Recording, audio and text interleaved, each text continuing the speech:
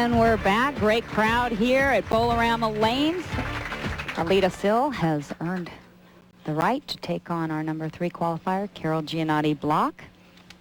A look at the lane breakdown. Yeah, lane 59, only 1 strike, 3 on lane 60. I think she was getting lined up toward the end of the match. I was just going to say didn't have quite as good carry on 59 as just right there, 4-pin, not quite tapping out the 7. Well, Jen, she will be finishing on lane 60. And that's good for her, according to her lane breakdown. But Carol made the decision to have Aleta start the match, therefore finish on lane 60. But I'm sure Carol made that choice based on which lane she prefers to finish on. Well, we'll have to see if that affects the outcome of this match. Carol Gianotti-Block, 29 years old, 10th year as a professional, 42nd career television appearance. And she's up and running. Carol Gianotti-Block, never one to take much time on the lane. She said, I know what I need to do when I get up there, and I do it. I guess that's where all that pre-preparation comes when she's sitting back, which is actually Freddie Borden, Team USA coach, former Team USA coach there, used to say you have that area behind the settee area where you put it all together. Once you get on the lanes, you should not be thinking about anything but maybe your target. Yeah, I know he used to tell me, if you're talking or doing something, fine, but one bowler before you, get off of it, go through your shot so you're ready to go. And great double here by Carol Gianotti-Block in the first 2 frames of match number 2. I mentioned that 299 television appearances. These 5 finalists combined. Aleta Sill has 82 of those. It's amazing. That's why she's the WIBC Hall of Famer, amongst many other reasons. 28 titles. Cindy Coburn-Carroll, a 15-time LPBT titleist, had a baby girl on August 27th, 7 pounds, 2 ounces, and 20 inches. These are snapshots of Haley Allison Carroll. It's the baby's name, and the LPBT and all its members would like to wish Cindy and the baby well. Great shots. She looks great. Very happy. I'm sure a little tired, as I don't know too many babies that sleep through the night yet at that young age.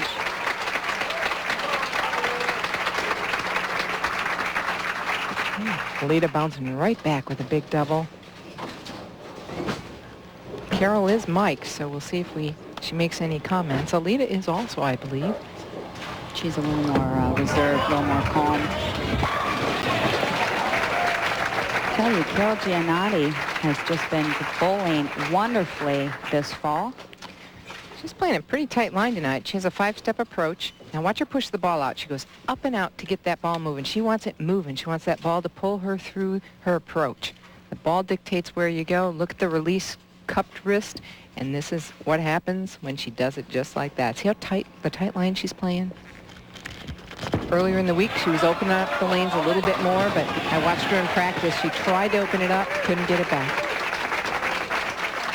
And clean through 4, or I should say perfect through 4, as Aleta Sill definitely has her work cut out for her. Career earnings $860,022. She does hold currently the single season's earning record for $126,325. I know Wendy McPherson-Papanos is hot on the tail of that record this year. And Aleta is the all-time leading money winner on the tour.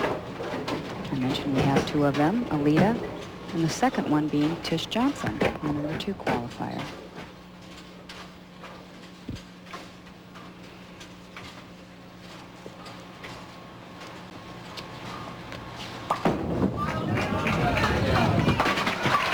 Covers the spare with no problem. Few stats this week. 72 players started out this event. Average to make match play a little bit low, Jan. 198.88. The last couple of weeks have been that way. And it rises, though, to make the TV show. Cream rises to the top, and you saw a 208 average to make the telecast. Aleta Sill currently trailing by 21 pins. Oh, no. I'm not even sure what pin that was. You know, I'm not either. Let's take a look. And you see it come in the 1-2 pocket there. There's a head pin going off the wall, the 3 pins into the wall. It's the head pin, it looked like. It pushed back to the left. The head pin, that was incredible. The head pin never went farther right than maybe the 3-pin spot. It just took there and spun and went back left. And still didn't knock it out. Right. Carol Gianotti working on 4 in a row. 2 titles from the number 3 position. And we just saw her win last week. And she makes it 5 in a row. Increases her lead to 32 pins. Carol Gianotti and Aleta Sill has met one other time. And this one light. Unlike the others, let it out just a little bit. I mentioned they met one other time. They are 1-1. Aleta winning one of those matches. Carol winning the other. Oh, 6-pin hits it, but not enough. Okay, it was laying right on it. Oftentimes that'll knock the 10-pin over, but it didn't this time. She's coming in about half pocket there. 3-pin pushes the 6 to the wall. Watch it lay back down. A lot of times that'll be enough. But not this time. And we'll be back with more of match number 2. Carol Gianotti enjoys a 31-pin lead here in beautiful Delaware. We're back here at Bowl-O-Rama. Match number 2, the Columbia 300 Delaware Open. Carol Gianotti leading this match. And again, coming a little high, you can see the look of disgust on her face. She wasn't happy with that shot. She's going, what am I going to do? You know, trying to get that timing back, it can be very difficult.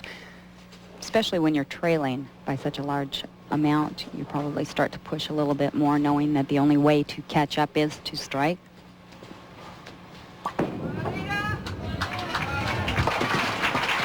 Shooting her spares, no problem. Staying clean, keeping herself in contention right now. And we mentioned the all-time money leaders. Here's a look at them. 2 of them on the show tonight. Aleta Sill leading Tish Johnson by about 70,000. Lisa Wagner, close third. Anne-Marie Dugan and Robin Massanti. Robin back out on tour now after that surgery. That's right, arm surgery. Been out the last 3 weeks.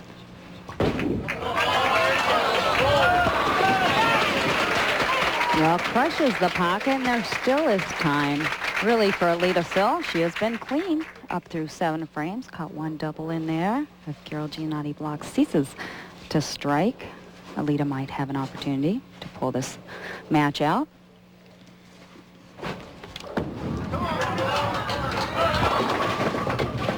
And a little light leaves the 2-pin. She was light on that lane the last shot also. Well, the lady from Down Under is currently experiencing a hot streak. It's not just on the lanes tonight. Well, I've done it a couple of times before, and I just feel that I kind of get into a zone, and just mentally I get really focused, and I just got a lot of confidence at the moment, and I just feel really relaxed, and my game's going really well. So hopefully I can keep on going tonight. And not only has she had hot streaks, as you can see here, 12th in Terre Haute. This is earlier this year. Right. 2nd, 5th. No TV shows there except McAllen. There we go. And here's actually a colder streak. And back to the hot streak. She's been kind of back and forth this year. But she always does well in the fall, Jan. She just turns it on. And there was the rest of them. That was the summer up until now. And you can see there, that's the hot streak that she is pretty much in right now. This is her 3rd straight show, 5th first, and who knows tonight.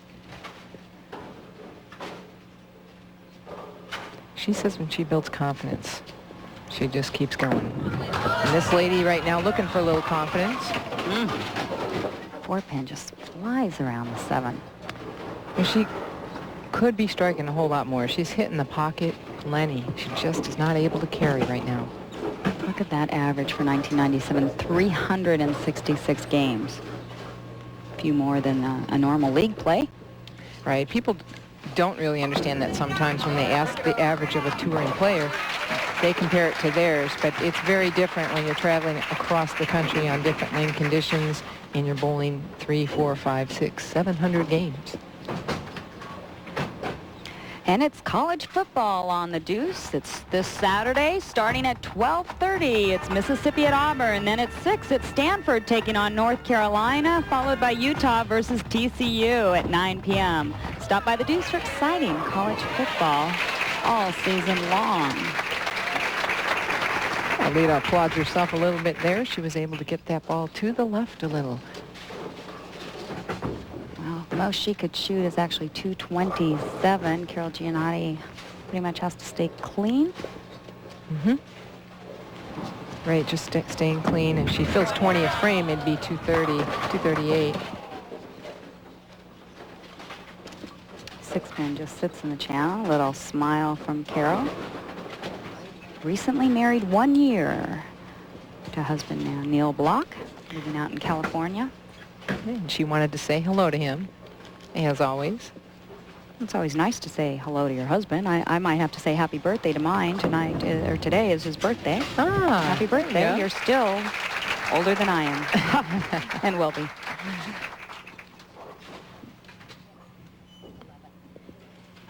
Okay, really just needing a mark now. Mark to close out Aleta Sill. Currently, Carol Gianotti is second in earnings and second in merit points on the 1997 list. She trails Wendy McPherson-Papanos. She could, with a win here, put herself into that Bowler of the Year race also, because she's up there. That would be her second win. She's up there close in, as you just said, points and earnings. Well, right now, she must pick up this 10-pin in order to close out Aleta Sill.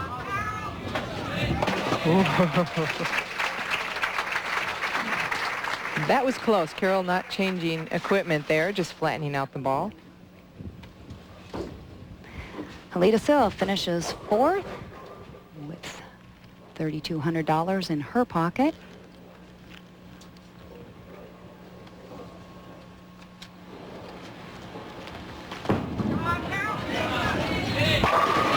And for Carol Gianotti, it will be no worse than third. However, she will advance to meet Tish Johnson after we come back. But first, we'll have a visit with the Taminator.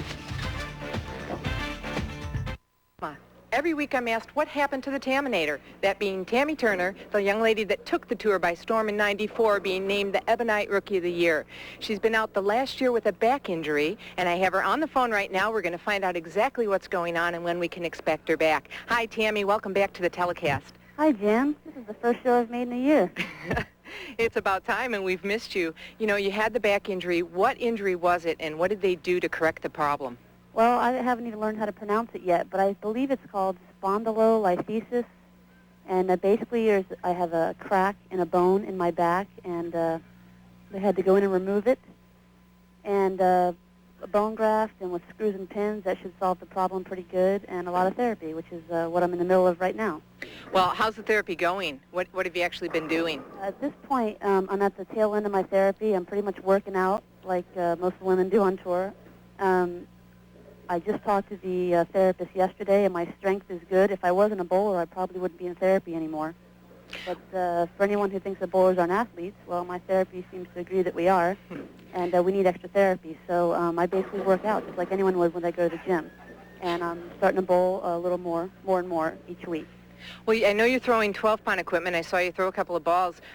What are you up to now, or where are you going with that? Well, actually today I'm going to start throwing 13 with the permission of my therapist, and I think it shouldn't be a problem. I had some problems early on when I started bowling a few months ago, but haven't had any problems in about a month, so I think I should be able to get up to 15 within maybe a month and a half. Okay, the big question. When do you think you'll be back out on tour? I would have liked to bowl Samstown this year, just catch the last tournament of the year. I doubt I'll make it. I think I'll be throwing 15, but I don't know if I'll be able to get that many games in. So I'll probably start next year. Most likely I'll start the first term of the year next year. But I'm not counting Samstown out. Well, Tammy, we hope we see you in Samstown, and we look forward to you being back. We miss you. Hurry up with that recovery. Yeah, and thanks to all the bowlers on tour and the fans who have been asking about me. Thanks, Tammy. Thanks, Jan. Thanks, Tammy. Carol Gianotti defeats Aleta Sill 237 to 227. Who will advance to the semifinal, Carol or Tish? Find out when we come back.